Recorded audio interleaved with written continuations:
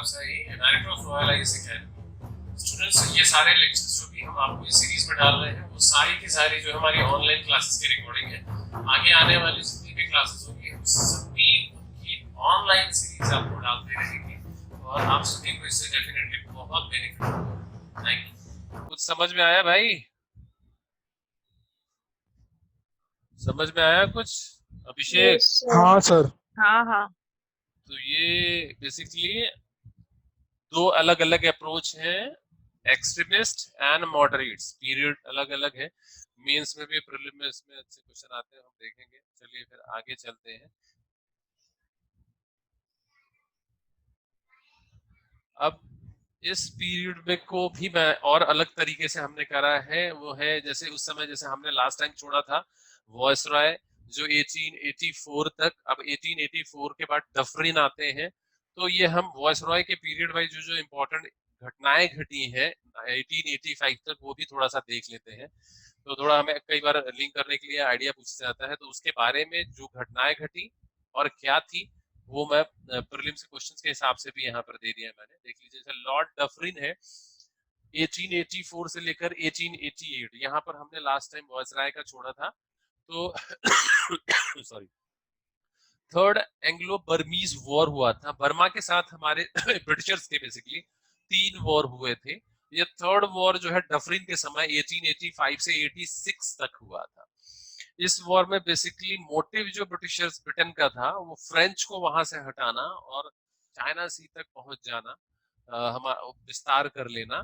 तो इससे भी बहुत एक्चुअली देखोगे ये सारे जो सैन्य कार्रवाइयां हो रही हैं, यानी जो मिलिट्री एक्टिविटी जो भी ब्रिटिशर्स कर रहे हैं, इससे भी मॉडरेटर्स बहुत दुखी थे एक्चुअली देखोगे। क्यों? क्योंकि ये जितने भी एक्सपेंसेस फिर इसके पीछे होंगे वो फिर बर्डन और क्रिएट करेगा इंडिया के ऊपर। तो आप देखोगे कि तब भी जो है खासतौर से नेशनलिज्म की फीलिंग को डेवलप करने में ये सब वॉर ने भी अच्छा रोल प्ले किया है। क्यों? क्योंकि उस पे एक्सपेंसेस आएंगे। उनकी विस्तारवादी नीति है कि हमें अपना जो है बाउंड्री जो है चाइना सी तक पहुंचा देना है, बर्मा को अपने अंडर में लेना है, फ्रेंच को, यूरोपियन को यहाँ से फ्रेंच जो है उसको हटा देना है। लेकिन उसका बर्डन किस पे आता था? हम इंडियंस पे। तो वो अब तब सब चाहते थे मॉडरेटर्स की, इसीलिए हमको बजट है उसमें भी अधिकार दिया जाए कि हम उस पर भी बहस कर सके, उसमें भी शामिल हो सके कि आखिर पैसे किधर जाते हैं, कहाँ आते हैं। तो ये बर्मी वॉर हुआ। इस वॉर में क्या हुआ, इस अच्छा एक क्वेश्चन पूछा था इसलिए मैंने यहाँ दे दिया। फर्स्ट बर्मी वॉर में यानदबू ट्रीटी हुई थी। अब ये एक बार ट्रीटी पूछ दी गई थी यूपीपीसीएस एग्जाम में, तो मैंने यहाँ पर दे दिया है कि आप ध्यान रखोगे यानदबू की ट्रीटी ब्रिटिशर्स के साथ फर्स्ट बर्मीज वॉर में हुई थी। ठीक, जिस समय थर्ड वॉर हुआ था उस समय जो है थीबा वहां का किंग था और मांडले वहां की कैपिटल थी। रिजल्ट से मतलब रखो डिटेल में, उसमें देखोगे मतलब नहीं है यहाँ पर क्योंकि जीएस के पर्सपेक्टिव से है। तो इस रिजल्ट ये है कि थीवा जो है और जो बेसिकली उसको और उसकी जो क्वीन थी और उसकी रानी थी, उन दोनों को बर्मा से अल्टीमेटली बर्मा हार गया और उनको वहां से हटा करके रत्नागिरी फोर्ट पे रख दिया गया। ठीक, जो बॉम्बे के यहीं पे बॉम्बे के पास में है।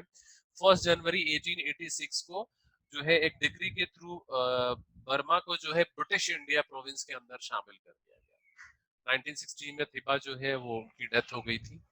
तो ये थर्ड बर्मी वॉर है जो इनकी पीरियड में हुआ था लॉर्ड डफरिन के समय में। और डफरिन के समय में बड़ी घटना जो हम पहले डिस्कस कर चुके हैं वो है इंडियन नेशनल कांग्रेस फॉर्म हुई थी, जो हमारे लिए एक बड़ी घटना थी।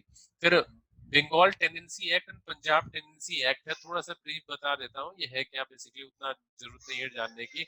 ये दोनों एक्ट के थ्रू जो जमींदार थे उनको पूरी तरह से उनके लैंड के ऊपर राइट दे दिया गया और वो कभी भी टैक्स वगैरह को बढ़ा सकते थे। तो ये भी एक बेसिक किसानों के रिवोल्ट के पीछे एक आधार बने थे, ये बंगाल टेनेंसी एक्ट और पंजाब टेनेंसी एक्ट। क्यों? क्योंकि इसके थ्रू जो है अधिकार जो दिए गए जमींदारों को, तो कभी भी मनमाना जो टैक्स बढ़ाते थे तो फिर उससे पीजेंट्स ने उसको मानने से इनकार कर दिया। तो रिवोल्ट जो है एक नेशन से जोड़ने के लिए, यानी गांधी जी का जो अप्रोच था बेसिकली कि किसानों के फिर मिल्स, अहमदाबाद मिल्स, ऐसे छोटे छोटे सभी मूवमेंट में पार्टिसिपेट करके सबको एक साथ सूत्र में बांधना, तब एक बड़ा मूवमेंट खड़ा करना। तो ये किसानों के विद्रोह के पीछे ये भी दोनों इंपॉर्टेंट थे जो उनके पीरियड में हुआ था डफरिन के। फिर जो है एचिसन कमीशन बैठा था, पब्लिक सर्विस कमीशन में रिफॉर्म को लेकर 1886 में इनके पीरियड में डफरिन के समय में लाया गया था। एचिसन कमीशन जो है ये पब्लिक मतलब पीस यूपीएससी सॉरी ये जो है हमारे कमीशन सिविल सर्विसेज के एग्जाम में रिफॉर्म के लिए ये बेसिकली बैठाया गया था। एचिसन कमीशन ये उसके लिए था। ठीक, तो ये डफरिन के पीरियड में ये सारी घटनाएं हुई थी उस समय। अब उसके बाद वन सेकंड,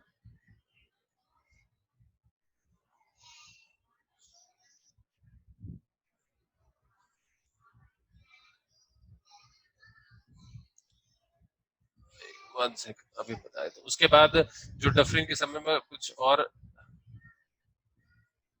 हाँ आईएनसी फॉर्म हुआ। हाँ उसके बाद जो नेक्स्ट जो है दैट इज लॉर्ड जो लैंसडाउन है 1888 एंड 1894 के बीच में है।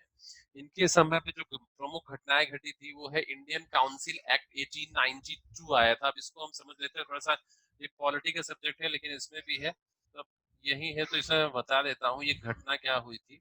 ये लॉर्ड लैंसडाउन, ये डफरिन के समय से चल रहा था लेकिन बेसिकली जो क्रॉस जो थे उन्होंने एक कमीशन गठन किया था। बेसिकली कांग्रेस, इसके पहले जब कांग्रेस फॉर्म हुई थी तो कांग्रेस की कुछ डिमांड्स थी। वो डिमांड्स क्या थी, उन डिमांड्स के थ्रू ही 1892 जो है वो एक्ट लाया गया था। वो डिमांड्स क्या थी वो बता देता हूँ। जैसे कांग्रेस जब फॉर्म हुई तो उनका डिमांड था कि रिप्रेजेंटेशन जो है वो इंडियंस को भी दी जाए। यानी उनका था कि आईसीएस एग्जाम पहला है वो यहाँ एक साथ ब्रिटेन और यहाँ इंग्लैंड और इंडिया दोनों जगह हो। फिर लेजिस्लेटिव काउंसिल, यानी कि जैसे हमने आपको 1861 जो है आपको बताया था, 1861 एक्ट बताया था, उसमें आपको बताया था कि ब्रिटिशर्स जब यहाँ 1857 के रिवोल्ट के बाद आए तो उनका मोटिव ये था कि इंडियंस को भी शामिल करा जाए और थोड़ा सा डिसेंट्रलाइज किया जाए। तो लेजिस्लेशन यानी कानून बनाने का जो अधिकार है वो भारत ब्रिटेन इधर भी दिया जाए, ब्रिटिश इंडिया में भी यहाँ पर ट्रांसफर किया जाए।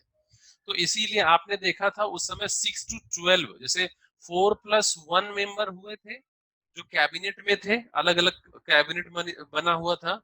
और बाद में वन और इसमें आ गया था पीपल्स वर्क डिपार्टमेंट का, ठीक है, पब्लिक वर्क डिपार्टमेंट से शामिल हुआ तो 6 कैबिनेट के मेंबर हो गए थे। उसके बाद गवर्नर वायसराय को यह अधिकार दे दिया गया था कि वो 6 to 12 मेंबर जो है वो और ला सकता है, वो और क्रिएट कर सकता है, वो और क्रिएट कर सकता है 6 to 12 मेंबर यहाँ पर जो लेजिस्लेटिव के लिए होगा। यानी दोनों को मिला करके अगर 6 मेंबर करता है, मैंने लास्ट टाइम बताया था, तो 5 या 6 वो और 6 मिला के 12 से 13 मेंबर हो जाते हैं टोटल लेजिस्लेटिव के लिए। ठीक है, तो इसी तरह से अब यहाँ ये हमने किया था 1861 एक्ट के थ्रू। अब यहाँ पर ये कोशिश की जाती है कि उसमें इंडियन को भी रिप्रेजेंट, कांग्रेस जब बनी तो उनका मेन रोल था कि इसमें इंडियंस को भी लेजिस्लेटिव में शामिल किया जाए। तो ये उनकी डिमांड जो है कांग्रेस की शुरू से आ रही थी। फिर आर्मी का एक्सपेंसेस मैंने अभी बताया था कि रिड्यूस हो, आप बर्मी वॉर कर रहे हो, ये सारे वॉर करते जा रहे हो, तो सारा एक्सपेंस किसके ऊपर आएगा, अल्टीमेटली जो है हमें बर्डन सहना पड़ेगा। तो हमको भी शामिल किया जाए। पहले तो एक्सपेंसेस आर्मी के कम हो और जो बजट हो उसमें डिबेट का हमें भी अधिकार दिया जाए, इंडियंस को मतलब लेजिस्लेटिव को भी अधिकार दिया जाए। तो इन सब की वजह से उस समय क्रॉस थे इंडियन सेक्रेटरी, उन्होंने कहा जो है सुधार किया जाएगा और तब ये इंडियन काउंसिल एक्ट आया जो शामिल, इंडियन काउंसिल एक्ट 1892 आया, इन्हीं सभी को मद्देनजर या इन सभी को ध्यान में रखते हुए। ठीक है, तो थोड़ा सा देख लेते हैं इंडियन काउंसिल एक्ट है क्या, क्या चीज शामिल किया गया था।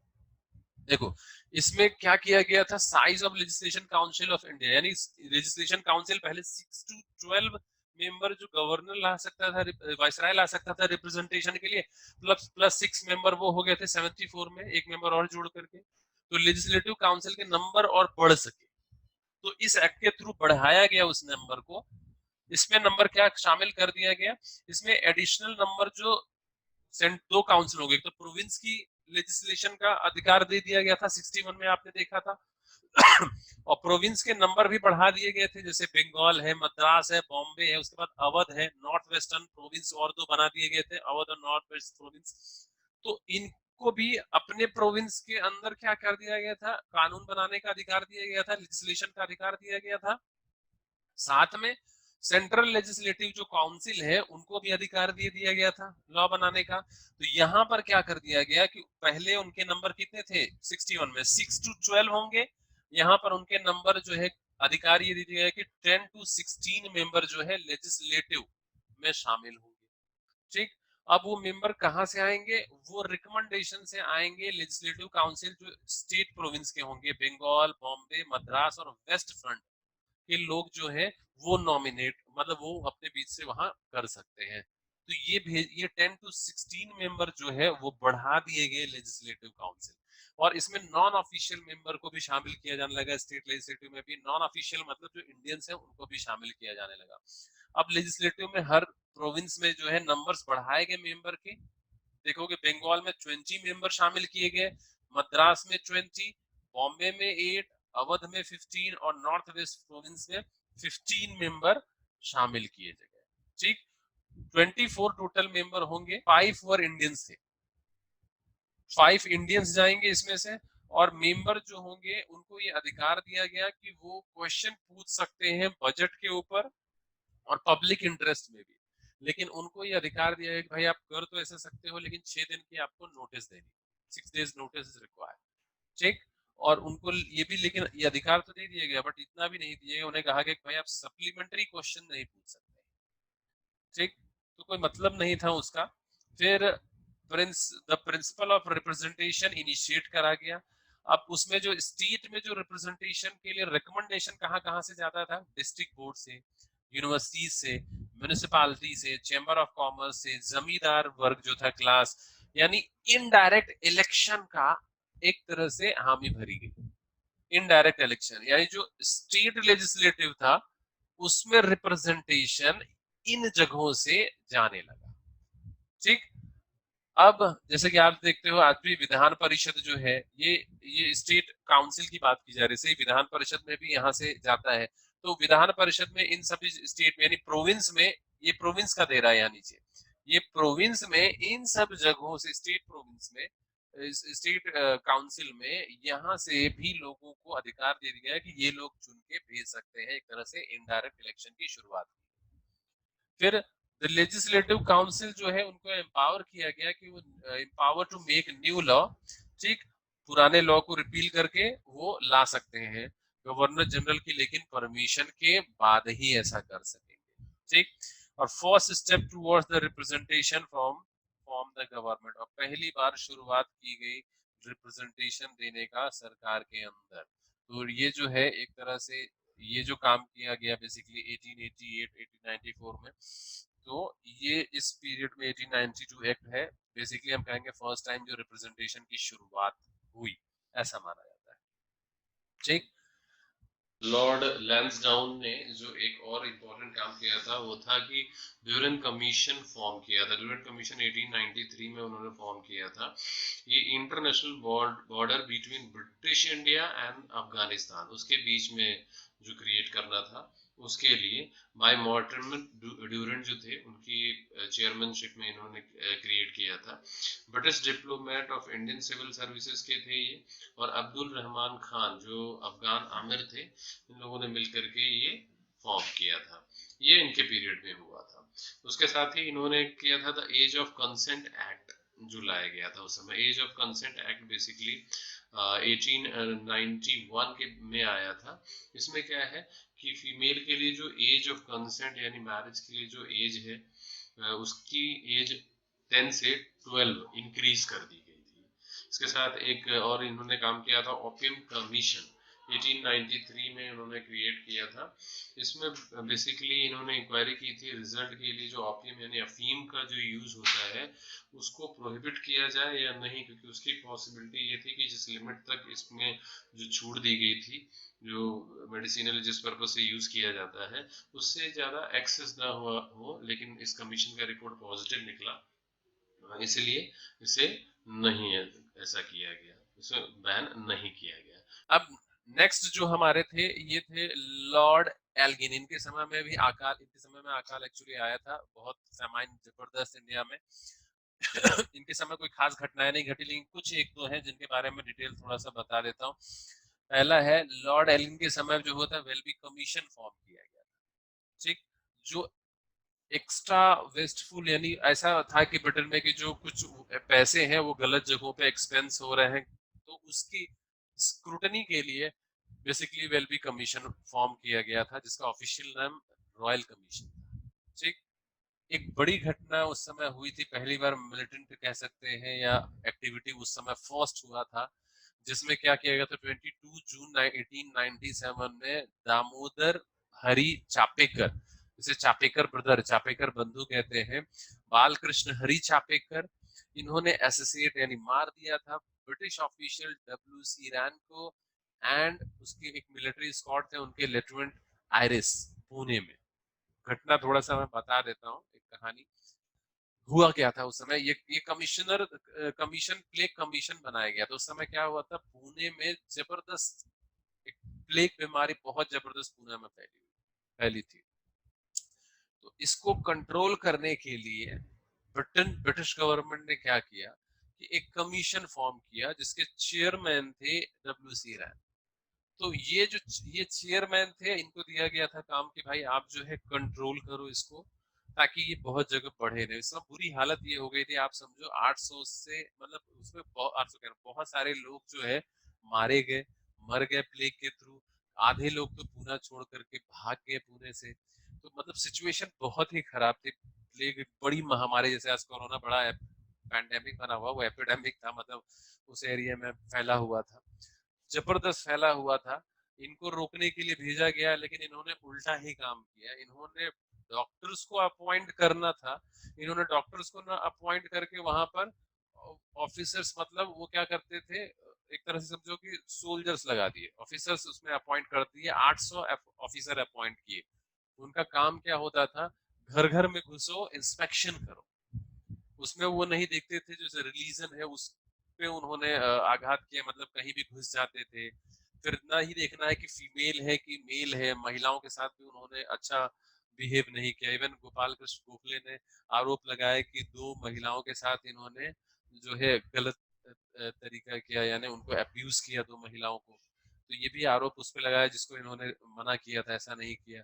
तो ये जो बेसिकली है, इनको डॉक्टर्स की बजाय इन्होंने उसको कंट्रोल करने के, लोग घर में घुसते थे, चेक करते थे, और जो पकड़ जिसको ऐसा प्लेग हुआ है उसको उठा करके, जैसे आज क्वारंटीन कर दिया जाता है वैसे उनको उठा करके अलग जगहों पे रख दिया जाता था। तो और रखने के बाद क्या किया जाता था, अगर उनकी डेथ, जैसे आज इनकी हालत हमारी कोरोना से हुई है, उनकी अगर वो मरते थे तो जो उनका अंतिम संस्कार करने की जो भी विधियां हैं वो अलग ही उनको करना पड़ता था, जहां पर सबके होते हैं वहां नहीं करना दिया जाता था। तो एक तरफ से धर्म पे आघात है, किया था धर्म पे। फिर और उस तरह से जिस तरीके से उन्हें करना चाहिए कंट्रोल करने का तरीका, उन्होंने चाइनीज वाला अपना लिया कि मार दो, एक तरह से था जबरदस्ती करो, घर के घुसो, चेक करो, महिलाएं हो बच्चे हो, किसी को महिलाओं के साथ अभद्रता करो, गलत तरह से बिहेव करो, उठा के अलग डाल दो। इस तरह का काम जो है बेसिकली इन्होंने कराया, और इनके अंडर में हुआ, और कमीशन के चेयरमैन यही थे, डब्ल्यू सी रैन। अब इससे जो है दोनों बंधु जो है, ये लोग भाई जो है ये नाराज थे, और उन्होंने इन दोनों भाइयों ने मिल करके इनको मार दिया। मतलब इन जो चेयरमैन थे कमीशन के रैन को, इनको असैसिनेट मार दिया गया। तो ये घटना जो घटी थी, ये इन्हीं के पीरियड में घटी थी, जो पहला मिलिटेंट एक्टिविटी हम कह सकते हैं किया गया। जैसे आप पढ़ रहे हो कांग्रेस का, अभी तो हम पढ़ रहे हैं मॉडरेट्स पढ़ रहे हैं, फिर हम दूसरा एक्सट्रीमिस्ट पढ़ रहे हैं, लेकिन दोनों ये नॉन वायलेंस है। इनके बीच में 2 और फेज आएंगे, जिस फेज में हम देखेंगे जो बेसिकली, अभी तो हम टेररिस्ट पहले कहते थे 2007 तक, टेररिस्ट एक्टिविटी नहीं, हम कहेंगे कि उनको जो है वो भी एक्सट्रीमिस्ट थे, लेकिन वो वायलेंस नहीं, यानी वो हिंसक गतिविधियों में, जैसे भगत सिंह और ये सब जो शुरुआत थे वो अटैक करना, बम या मारना, इस तरह की एक्टिविटी में इन्वॉल्व थे। तो उनका भी एक रोल था आजादी दिलाने के लिए प्रेशर क्रिएट करना। तो ये पहली घटना थी जब चापेकर बंधुओं ने, चापेकर ब्रदर्स ने ऐसा काम किया था कि ब्रिटिशर्स को मारा था, ठीक, एक ऑफिसर्स को, जो मिलिटेंट एक्टिविटी पहली कही जाती है। हालांकि इसके पहले भी एक घटना मैंने आपको बताई थी जिसमें वॉयसराय को जो है मार दिया गया था, ठीक। और क्या किया था इन्होंने, लॉर्ड एल्गिन, उसके बाद ये दो की एक्टिविटी, उसके बाद मेन आते हैं जो लॉर्ड कर्जन। अब लॉर्ड कर्जन का जो पीरियड है, ये काफी बड़ा रोल इन्होंने प्ले किया था जो एक्सट्रीमिस्ट को आने में, इन एक्सट्रीमिस्ट को उभरने में इन्होंने अच्छा मौका दिया। लॉर्ड कर्जन के बारे में बता दूं, ये लॉर्ड कर्जन बेसिकली एक सबसे यंगेस्ट वॉयसराय माने जाते हैं, 39 ईयर्स में वॉयसराय बनने का मौका मिला है इनको। हालांकि इनके बारे में अगर कहूँ तो ये एक ऐसी फैमिली से बिलोंग करते थे जो एक छोटी फैमिली थी, लेकिन इनकी शादी जो करे थे वो एक बहुत ही अमीर रिच जो है अमेरिकन लड़की से इनकी शादी हो गई, अच्छे खासे वो पैसे मिले। हालांकि बचपन से ही ये थोड़े से नाखुश थे, लेकिन अच्छे एजुकेशन में ठीक ठाक सिचुएशन थी इनकी। तो ये इनको पहली बार यहाँ अपॉइंट होने का 39 ईयर एज में ही मौका मिला। बहुत सारे सुधार किए इन्होंने, रिएक्शनिस्ट माने जाते हैं ये, ठीक। तो इनको बेसिकली 11 जनवरी 1859 में जो है यहाँ पर, सॉरी, इनका वो हुआ था, डर्बी शहर में इनका जन्म हुआ था, और इनको जो है 1899, कहीं पर 98 में मिलता है, इनको अपॉइंट किया गया था इंडिया का वायसराय, ठीक। इन्होंने अपने समय में बड़े काम किए, जो हमें रिवोल्ट या नेशनलिज्म की फीलिंग जो है वो, यानी राष्ट्रीयता की भावना भारतीयों के अंदर जगाने में उसने बड़ा महत्वपूर्ण काम किया। उनकी घटनाएं देख लेते हैं, क्या क्या काम किया था इन्होंने। सबसे पहला इनके समय में क्या हुआ था, the time of his governorship was the formation phase of Indian national movement. हाँ, मतलब ये कि मूवमेंट को जब बढ़ाने में इनका अच्छा रोल मिला था। इनकी रिएक्शनरीज पॉलिसी देखिए यहाँ दिया है, थ्रू कलकत्ता कॉरपोरेशन एक्ट 1899 में इन्होंने क्या किया था, इलेक्टेड, इन्होंने क्या काम किया, कलकत्ता में जो कॉरपोरेशन होता है, यानी उससे भी जो परिषद में लोग जाते थे, उन्होंने उसमें अटैक किया। और इनकी नीति यहाँ पर थी कि ब्रिटेन को और अच्छी तरह से, पूरी तरह से इस्टेब्लिश कर दिया जाए। तो ब्रिटेन को, ब्रिटिशर्स को इस्टेब्लिश करने के लिए इन्होंने क्या किया कि इसमें ब्रिटिशर्स, यानी वहां की कॉरपोरेशन में ब्रिटिशर्स का रिप्रेजेंटेशन मैक्सिमम बढ़ाने की कोशिश करी, और जो इंडियन का रिप्रेजेंटेशन था उसको इन्होंने कम कर दिया था। कलकत्ता कॉरपोरेशन एक्ट 1899 पास किया था। Number of elected legislature too, उसको क्या क्या कम किया, एंड इंडियन जो है उनके सेल्फ गवर्नमेंट में कम से कम जा सके, ठीक। और वो बंगालीज के लिए बहुत ही गलत भावना रखते थे। क्या कहते थे, जैसे बंगालीज जो थे, बंगालीज को कहते थे वो कावर्ड है, तो विंडबैग्स है या इम्प्रैक्टिकल लोग हैं बंगाली। और उनको कहते थे कि उनके अंदर से देशभक्ति दिखावे के लिए वो करते हैं, यानी वो फेक डॉक्टर्स हैं, फिर मेनी 40 पैट्रियट्स हैं, किसी भी तरह की वो एक्टिविटी में इन्वॉल्व रहते हैं, ठीक। और इन्होंने एक और किया था, refuse to meet the president of INC से एक बार उन्होंने मिलने से मना कर दिया था। उन्होंने एक यूनिवर्सिटी कमीशन फॉर्म किया था अपने काल में। क्या हुआ था एक्चुअली, उनका मोटिव लेकिन ब्रिटिशर्स के लिए था। उस समय जो है ऐसा होता था कि जो जितनी भी कमीशन थी वो बेसिक, जितनी भी यूनिवर्सिटीज थी, सॉरी, वो सारी सेंट्रल हो चुकी थी, जहां पर बहुत सारी ब्रिटिशर्स विरोधी गतिविधियां होती थी, क्योंकि जो यंग पॉपुलेशन थी उनका मोटिव जो है वो एक अलग भावना उनके अंदर जगाई जा सकती थी, वो पार्टिसिपेट कर सकती थी। तो सबसे पहले इन्होंने ये भी सोचा कि इसको किस तरह से जितने भी यूनिवर्सिटीज है उनको अपने कंट्रोल में ले लिया जाए, ठीक। तो इसके लिए उन्होंने क्या हुआ, एक कमीशन फॉर्म किया, ठीक। और कमीशन में सबसे किसी भी इंडियन को शामिल नहीं किया गया था। एक इंडियन शामिल थे उस समय, सैयद हुसैन बेलग्रामी थे, वो उसमें शामिल थे। बाद में इसमें हुआ कि हिंदुओं का भी विरोध होने लगा, तो एक जस्टिस गुरुदास बनर्जी हैं, उनको भी शामिल कर दिया गया बुला करके। तो इस तरह से ये कमीशन बना, और कमीशन की रिपोर्ट के बेस पर इन्होंने क्या किया, जितने भी यूनिवर्सिटीज थे उस पर सीधे सीधे कंट्रोल कर दिया गवर्नमेंट का, यानी उसमें किस तरह से उन्हें आगे काम करना है, किस तरह से आगे बढ़ना है, ठीक। तो ये पूरी तरह से मतलब एडमिनिस्ट्रेशन में पूरा जो रोल होगा वो गवर्नमेंट का होगा। और उसके साथ साथ यूनिवर्सिटीज में जो है अलग तरह से फॉर्मेशन किया गया, जिससे सीनेट में जो नंबर्स थे, रिप्रेजेंटेशन, यूनिवर्सिटी से भी लोगों को इनडायरेक्ट वे से इलेक्शन का अधिकार था, तो उनका नंबर भी उसमें कम हो गया। ठीक।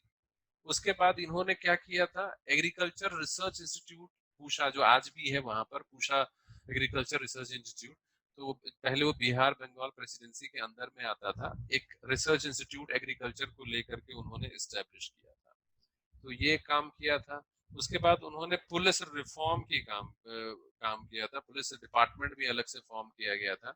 तो पुलिस कमीशन बनाया 1902 में, फ्रेजर, एंड्रयू फ्रेजर फ्रेजर जो थे उसके चेयरमैन थे, उनके साथ मिलकर, और जितने भी उनकी रिकमेंडेशन थे सबको उन्होंने एक्सेप्ट कर लिया था। ठीक।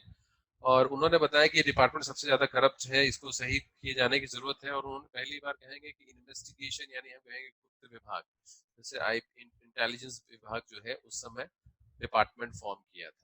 ठीक। और इंट्रोड्यूस पुलिस प्रोविंशियल सर्विसेज का उन्होंने शुरुआत किया था उस समय। ठीक। उसके बाद उन्होंने इंपीरियल कैडेट कॉर्प, ये मिलिट्री के लिए किया था। इसे मिलिट्री के लिए किस तरह से लोगों को ट्रेंड किया जा सके, तो उसके लिए उन्होंने सेटअप किया था, जो इंडियनाइजेशन, और बाद में जाके इंडियनाइजेशन ऑफ आर्मी का काम किया इसने। फिर एंशियंट माउंटमेंट, जो ये इन्होंने एक काफी अच्छा काम किया था। एंशियंट आर्कियोलॉजी डिपार्टमेंट की कह सकते हैं शुरुआत करी थी इन्होंने। तो इन्होंने क्या कर दिया गया कि ऑब्लिगेशन कर दिया गया जितने भी लोकल या गवर्नमेंट अथॉरिटीज हैं, क्योंकि इनका इंटरेस्ट काफी माउंटमेंट्स था, वो ऐसे जाके उसमें बैठे भी रहा करते थे, टाइम काफी पास करते थे उस जाके, जो भी माउंटमेंट्स या आर्कियोलॉजी से रिलेटेड जो भी एक्टिविटीज की जगह होते थे। तो इन्होंने उसको कहा कि सभी की ये रिस्पॉन्सिबिलिटी है कि सभी प्रिजर्व करेंगे माउंटमेंट्स को। ठीक।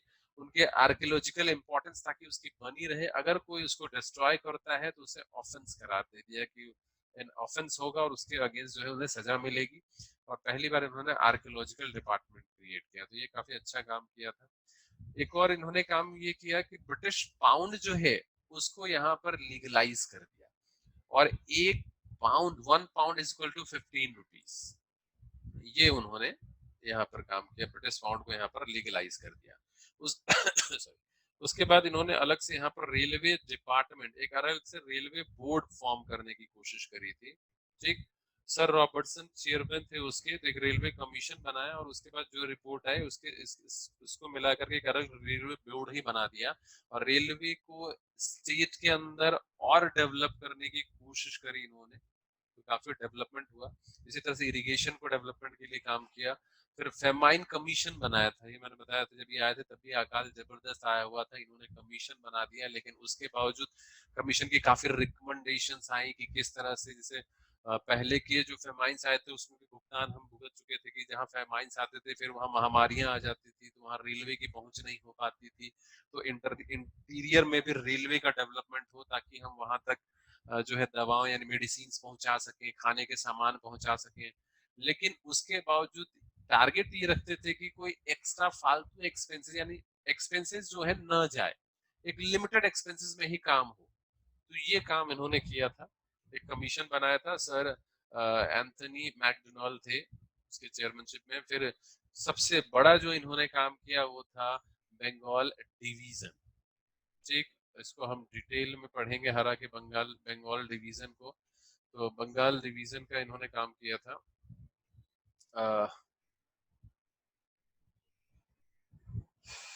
ठीक। तो ये था, तो ये इनके द्वारा Bengal division, partition of Bengal, इसको तो हम काफी डिटेल में पढ़ने वाले हैं, उसके लिए पूरा एक लेक्चर के साथ लगे। तो बंगाल डिवीजन वो बड़ा विभाजन है जिसमें डिवाइड एंड रूल को इस्टेब्लिश करने के लिए ब्रिटिशर्स ने यहाँ पर शुरुआत की थी। ठीक है। तो ये लॉर्ड कर्जन की सारी नीतियों में बहुत सारी ऐसी नीतियां थी जिन्होंने यहाँ पर सुधार करने की कोशिश की, लेकिन उसके पीछे मोटिव सिर्फ एक ही था कि किस तरह से यहाँ पूरी तरह से ब्रिटिशर्स ब्रिटिश जो है उसको इस्टेब्लिश किया जा सके। ठीक है। तो ये था। आया भाई कुछ समझ में? हमने पढ़ा यस। फेज जो है 1885 से लेकर 1905 तक लॉर्ड कर्जन का एरा। अब इसके बाद के जितने हैं, अब इसमें जो भी क्वेश्चंस मैंने कवर किए हैं, आप देखोगे ये सब क्वेश्चन अगर करोगे तो आपके प्रीलिम्स के जो है स्टेट के भी क्वेश्चन कोई बचेंगे नहीं, मैक्सिमम आपके सॉल्व हो जाएंगे।